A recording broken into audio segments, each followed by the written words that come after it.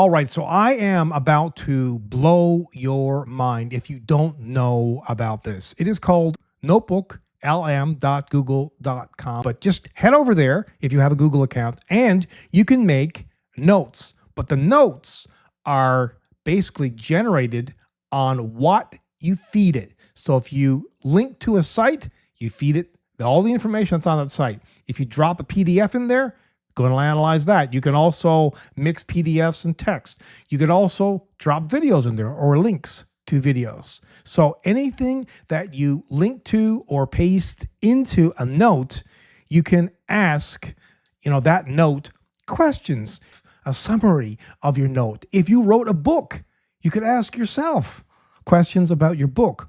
And the icing on the cake here, and it's amazing, is you can generate virtually a podcast.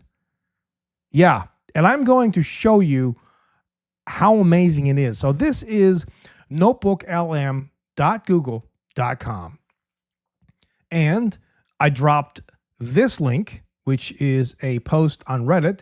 And this was one that I am very interested in, actually, because this guy is a veteran, a 15-year IT veteran, and he struggles between Linux and Windows at home.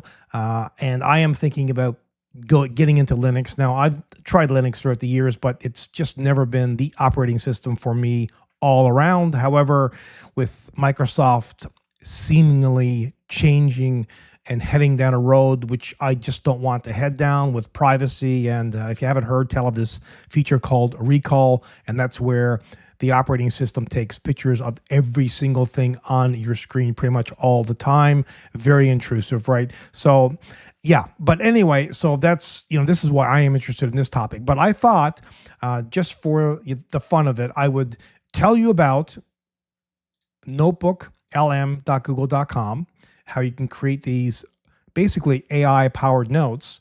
And you can drop, like, for example, this into a note, and then you can have the note do a podcast.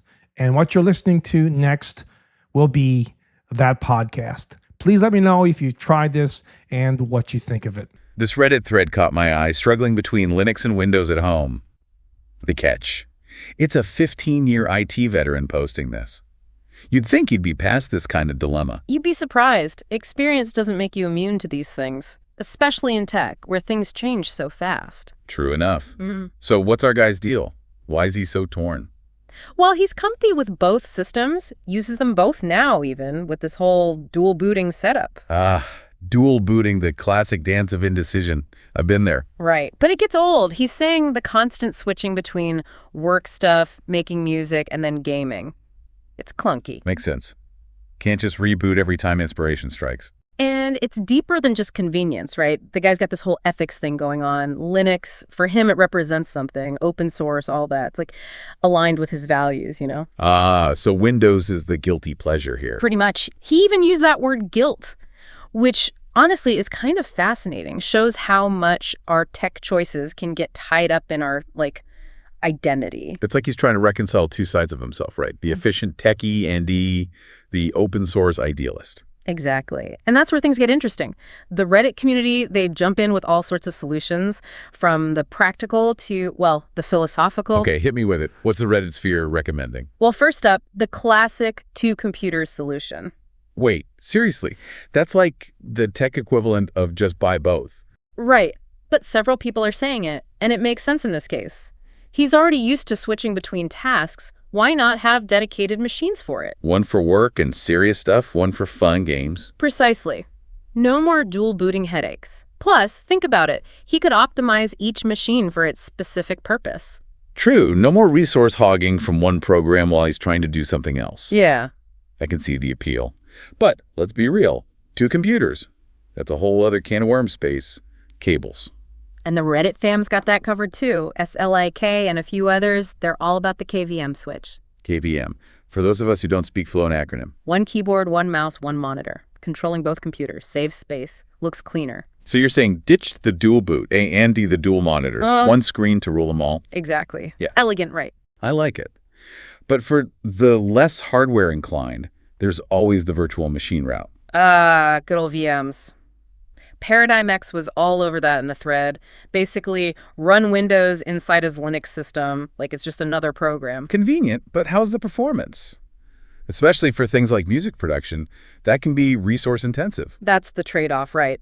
It depends on his system specs. For basic stuff, he's probably fine. Music production might need a beefy setup. And gaming. Don't even get me started on gaming in a VM. Yeah, the flying frying pan brought up the anti-cheat problem. Yeah. A lot of online games, they freak out if they detect a VM, think you're cheating or something. Right, because that never happens in the real world. Exactly. So VMs, good for some things, not so much for others. It's all about weighing the pros and cons. And knowing your priorities. If he needs those specific games to run flawlessly, a VM might not cut it. Exactly. And that's where things get really interesting, because then you have to start digging into those priorities and what matters most. You know, for music production, he's going to want a good processor. Oh, yeah, for sure. Multi-core, something that can handle the audio processing without slowing everything down. At least 16 gigs of RAM, I'd say. At least. Yeah. Got to keep those operating systems and the music software running nice and smooth. No hiccups. And don't even get me started on storage. Oh, tell me about it. A fast SSD is a must-have these days, right? Absolutely, especially with those large audio files he's working with. Needs room for both operating systems and all that audio stuff. No doubt. But you know what I love about these Reddit threads? It's not all just tech specs. Oh, for sure. People get into some deep stuff. There's this idea some folks are bringing up a Linux-first mindset. It's like, instead of trying to make Linux work like Windows... You embrace the Linux way of doing things. Exactly.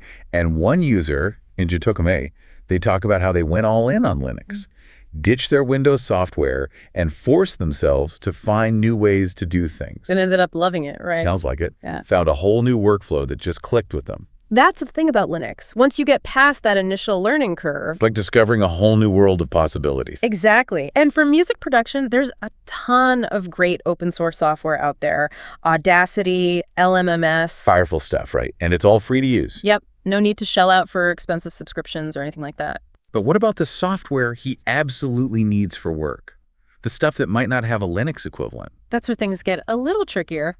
But even then, there are options like Wine. Have you heard of that? Wine, like the drink. Yep, same name. But this Wine lets you run some Windows applications directly on Linux. Oh, wow. So it's like a compatibility layer. Exactly. It's not always perfect, but it can be a lifesaver for those essential tools. So for our IT pro listeners out there, it sounds like some research is in order. See what works, what doesn't. Definitely. Not every piece of software will play nicely in the Linux sandbox. Trial and error, Yeah. right? A little experimentation. Never hurt anyone. Exactly. And hey, that's part of the fun, right? Figuring out how to make things work. And for the truly stubborn apps, there's always the good old virtual machine. Ah, the trusty VM, always there to save the day. Like having a little Windows world tucked away inside your Linux system. Precisely. A safe space to run those essential but stubborn Windows-only programs. It's all about having options, right? Options and flexibility. Speaking of which, did you see that comment about specialized distros? Specialized what? Like Linux for left-handed underwater basket weavers. Not quite, but close. Think of it like this tailored versions of Linux designed for specific purposes. Okay, now you've piqued my interest. Give me an example. Well, someone mentioned Windows 10 Enterprise IoT LTSC. Whoa. Back up. Windows. I thought we were talking about Linux distros here. We are. But this particular version of Windows, it's designed for embedded systems like those kiosks you see in stores. Okay. The thing is, it's known for being super lean and stripped down. No bloatware, no unnecessary features, just pure functionality. Exactly. And for someone like our OP who's frustrated with all the extra stuff in regular Windows, It could be a good fit. maybe. It just goes to show that sometimes the solution lies in exploring those less obvious options. Thinking outside the box, right? Or in this case, outside the typical Windows and Linux desktop environments. Precisely. And that brings us to some of the more philosophical discussions from the Reddit thread. Oh yeah, this is where things get really interesting. People weren't just talking tech, were they? Not at all. It got pretty deep, actually. Like, one commenter, Nadermer, they said, our tools are extensions of ourselves. Whoa, I love that. Right. Makes you think about the choices we make and what they say about us. It's like our phones, our cars, the apps we use, Yeah. they all reflect our values on some level. Totally. Yeah. And Nadermer's point was, our software choices, they're no different. They're a statement about our beliefs, you know? Like privacy, data ownership, how tech should be developed. So it's not just about convenience or features. It's about supporting the things we believe in. Exactly. And for someone deep in the tech world like this IT guy, those choices probably feel even more significant. But is there a danger of like getting too caught up in the philosophy of it all at some point? Don't you just got to use what works? Oh, absolutely. It can't just be about ideology. And the Reddit thread, they get into that too. There's this commenter, "Don't take people Schersley." Love the username, by the way. Right. Pretty sure I've worked with that person. They bring up this idea of the right tool for the job, and it's so spot on. Sometimes you just need a hammer, right? Even if you'd rather build with like ethically sourced bamboo or something. Exactly. And that applies to way more than just Linux versus Windows. It's about all of life's choices, really.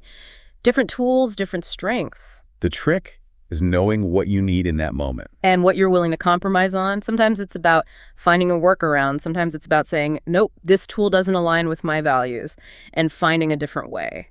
This whole conversation has been eye-opening. We've gone way beyond just the technical stuff here. It's always more than just the tech, isn't it? It's about how we integrate these tools into our lives, our work, even our sense of self. It's about finding that balance, right? Between what works and what we believe in. And sometimes those things overlap beautifully, but sometimes it takes a little more work to get there. So for our listeners out there, if you're wrestling with a similar tech dilemma, maybe ask yourself, is this just an inconvenience or is it pointing to something deeper? Ooh, I like that.